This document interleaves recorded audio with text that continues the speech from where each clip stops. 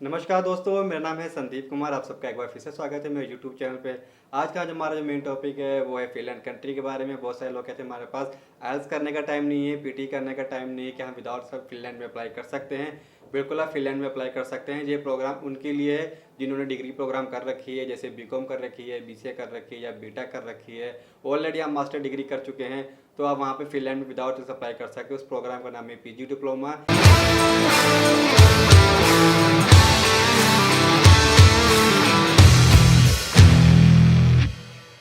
इस प्रोग्राम में वो लोग बिल्कुल अप्लाई नहीं कर सकते जिन लोगों ने 12th पास कर रखी है।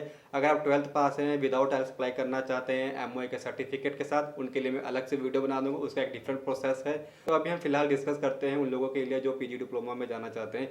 पीजी डिप्लोमा के फ़ायदे यही है कि इसमें आपको एडमिशन आराम से मिल जाता है। जो फीस उन्होंने ये रखी है 11,500 यूरो आपको पे करनी होती है। इसमें किसी प्रकार की कोई एप्लीकेशन फ़ीस नहीं होती। यहाँ पे आप फ्री में अप्लाई कर सकते हैं।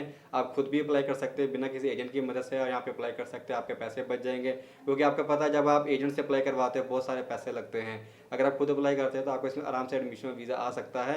अगर आपको डर लग रहा है तभी आप एजेंट की मदद लें। अगर आपको यूनिवर्सिटी में फ़ीस पे करने से डर लग रहा है, आपको लग रहा है यूनिवर्सिटी फ़ीस वापस नहीं करेगी, तभी आप किसी कंसल्टेंट की मदद लें। नहीं तो फिलहाल आप पहले खुद ट्राई करने की कोशिश करें क्योंकि वहाँ पे फ़ीस बहुत ही ज़्यादा है। 11,500 कुछ यूरो फीस है जो कि 10.5 लाख रुपये साल की फ़ीस बनती है। यहाँ पे आपको साल की फ़ीस पे करनी होती है।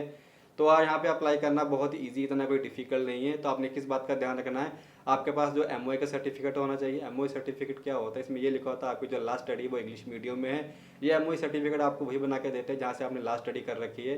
तो यहाँ पे आपको एमओए सर्टिफिकेट लेने में किसी प्रकार की कोई दिक्कत नहीं होगी। और आपने किस बात का ध्यान रखना, आपको जो मार्क्स हैं, चाहे बीबीए है, बीकॉम है, बीटेक कर रखी, कोई भी डिग्री कर रखी, उसमें आपके जो परसेंटेज 60 से ज़्यादा होनी चाहिए। अगर आपके परसेंटेज 60 से कम है, घबराने की जरूरत नहीं, तो भी आप वहाँ पे अप्लाई कर सकते हैं। उसमें क्या होता है कि एडमिशन चांसेस थोड़े कम हो जाते हैं। अगर आता भी एडमिशन थोड़ा डिले में आता है क्योंकि पहले वो उन्हीं लोगों को एडमिशन देते हैं जिनकी परसेंटेज ज़्यादा होती है। जैसे 80% हो गया, फिर 70% वालों को देते हैं, फिर 60% वालों को देते हैं। 60% वालों को आराम से एडमिशन आ जाती है। अगर आप 55% है, 55% है, तो भी वहाँ पे एडमिशन आने के चांसेस होते हैं। कुछ लोगों के एडमिशन आए भी हैं। तो 50 वाला अगर अप्लाई करना चाहता है, जिसके 50% है, ट्राई करना चाहता है, वो भी ट्राई कर सकता है क्योंकि यहाँ पे एप्लीकेशन तो फीस है नहीं। अप्लाई करके दिल्ली के आप एडमिशन आ सकता है अगर लक काम करता है तो।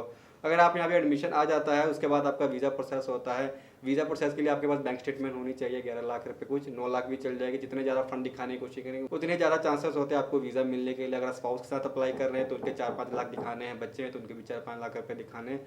आपका जॉइंट अकाउंट है वो भी चल जाएगा। अगर आप सिंगल हैं, एज कम है, तो अपने फादर की बैंक स्टेटमेंट दिखा सकते हैं। अगर आप शादीशुदा हैं, हस्बैंड वाइफ है, तो जॉइंट अकाउंट उसमें आराम से चल सकता है। बच्चों को भी फंड उसमें दिखा सकते हैं। हाँ, इस बात का आपने जरूर ध्यान रखना है, आपको जो फंड है 3 मंथ ओल्ड होनी चाहिए, तभी आप वहाँ पे उसमें अप्लाई करें। यहाँ पे फंड का बहुत इशू, क्योंकि एम्बेसी ने साफ साफ बोला है अगर आप यहाँ पे बैंक स्टेटमेंट दिखा रहे हैं बैलेंस सर्टिफिकेट के साथ, आपके वो जो बैलेंस है वो 3 मंथ ओल्ड होना चाहिए, ना कि नया होना चाहिए। तो अगर आपको किसी प्रकार की कोई दिक्कत आ रही है एडमिशन में, वीज़ा में, तो भी आप मेरी मदद ले सकते हैं। अगर आप एलिजिबिलिटी जानना चाहते हैं तो भी आप मेरी मदद ले सकते हैं। अगर आपके पास आइलेट्स है तो वेल एंड गुड है। अगर 5.5 बैंड है तो भी आप इसमें अप्लाई कर सकते हैं पीजी डिप्लोमा में। तो सबसे बड़ा बेनिफिट तो यही है कि आप 5.5 बैंड में अप्लाई कर सकते हैं, विदाउट एल्स अप्लाई कर सकते हैं। अगर पीटी कर रखी 46 में अप्लाई कर सकते हैं। अगर हम टोफल कर रखी है 46 स्कोर है कम से कम, तो भी अप्लाई कर सकते हैं। एमओएस का सर्टिफिकेट है तो भी वहाँ पे अप्लाई कर सकते हैं। तो यह हो गए सारे के सारे फायदे। नुकसान क्या, नुकसान जाके आफ्टर स्टडी वहाँ पे आपको वर्क परमिट नहीं मिलता है। ये प्रोग्राम उन्हीं लोगों के लिए जो सिर्फ पढ़ना चाहते हैं, वहाँ पे रहना चाहते हैं, स्पाउस के साथ रहना चाहते हैं, जॉब करना चाहते हैं, यहाँ पे वहाँ पे नहीं रहना चाहते, कहीं मूव करना चाहते हैं, कंट्री मूव करना चाहते हैं। अगर आप वहाँ पे सेटलमेंट चाहते हैं तो आपको वहाँ पे मास्टर स्टडी कंटिन्यू करनी पड़ेगी, 6.5 बैंक से अप्लाई करना पड़ेगा, तो आप वहाँ पे वर्क परमिट पे रह सकते हैं, पीआर भी ले सकते हैं।